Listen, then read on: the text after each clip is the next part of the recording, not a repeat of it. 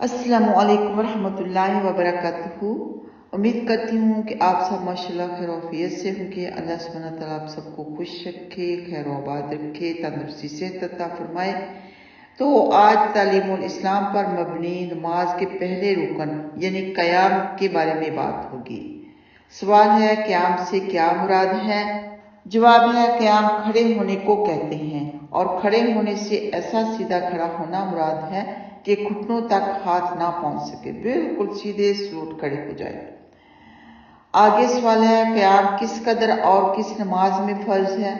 جواب ہے فرض اور واجب نمازوں میں اتنا کھڑا ہونا فرض ہے جس میں بقدر فرض قرت پڑھی جا سکے۔ آگے سوال ہے اگر کھڑے ہونے کی طاقت نہ ہو تو کیا کرے؟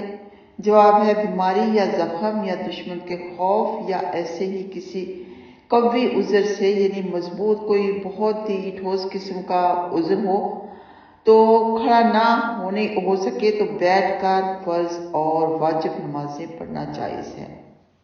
پھر کھڑے ہونے کی شرط ٹوٹ جائے گی، آپ بیٹھ کر بھی پڑھ سکتے ہیں۔ آگے سوال ہے نفل نماز میں قیام کا کیا حکم ہے؟ جواب ہے نفل نماز میں قیام فرض نہیں، بلا عذر بھی بیٹھ کر نفل نماز پڑھنا جائز ہے، لیکن بلا عذر بیٹھ کر نفل نماز پڑھنے میں آدھا ثواب ملتا ہے۔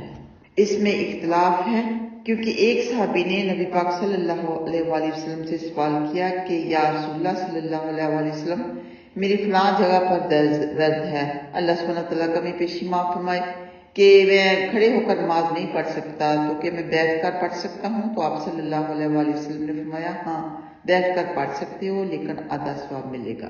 اور جب ہم نے احادیث کا استاذہ فرت ہاشمی کی آواز میں کورس کیا تو انہوں نے بھی یہی بتایا کہ یہ اللہ کا فضل ہے کہ آپ تندرست ہیں، آپ کھڑے ہو کر نماز پڑھ سکتے ہیں، لیکن اگر کوئی ایسی وجہ ہو کہ آپ کو بیٹھ کر نماز پڑھنا پڑے تو آدھا ہی ثواب ملے گا، اور کسی میں بیٹھ کر نماز پڑھنے کی طاقت نہیں، وہ لیٹ کر پڑھ رہا ہے تو اس سے بھی آدھا ہو جائے گا۔